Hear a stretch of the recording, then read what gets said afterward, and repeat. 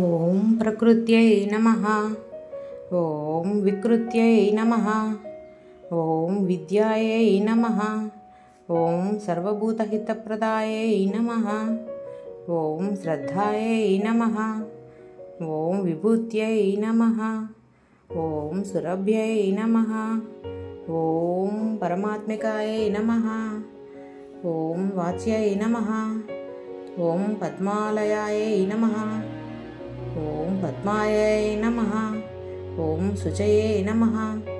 ఓం స్వాహాయై నమః. ఓం స్వధాయై నమః. ఓం సుధాయై నమః.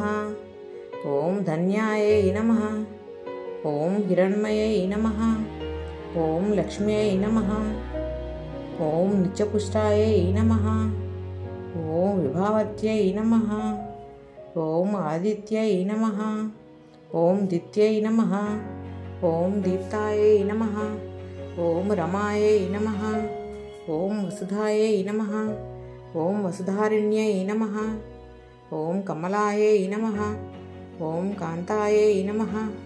ఓం కామాక్ష్యై నమః. ఓం క్రోధసంభవాయై నమః.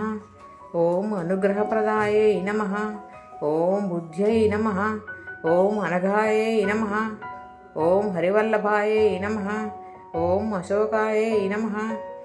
ఓం అమృతాయై నమః. ఓం దీప్తాయై నమః. ఓం తుష్టయే నమః. ఓం విష్ణుపత్నే నమః. ఓం లోకశోక వినాశిన్యై నమః. ఓం ధర్మనిలయాయై నమః. ఓం కరుణాయై నమః. ఓం లోకమాత్రే నమః. ఓం పద్మప్రియాయై నమః. ఓం పద్మహస్తాయై నమః. ఓం పద్మాక్షై నమః. ఓం పద్మసుందర్యై నమః. ఓం పద్మోద్భవాయై నమః. ఓం పద్మముఖియాయ నమః. ఓం పద్మనాభప్రియాయై నమః. ఓం రమాయై నమః. ఓం పద్మమాలధరాయై నమః. ఓం దేవ్యై నమః. ఓం పద్మిన్యై నమః. ఓం పద్మగంధిన్యై నమః. ఓం పుణ్యగంధాయై నమః. ఓం సుప్రసన్నాయై నమః. ఓం ప్రసాదాభిముఖియై నమః.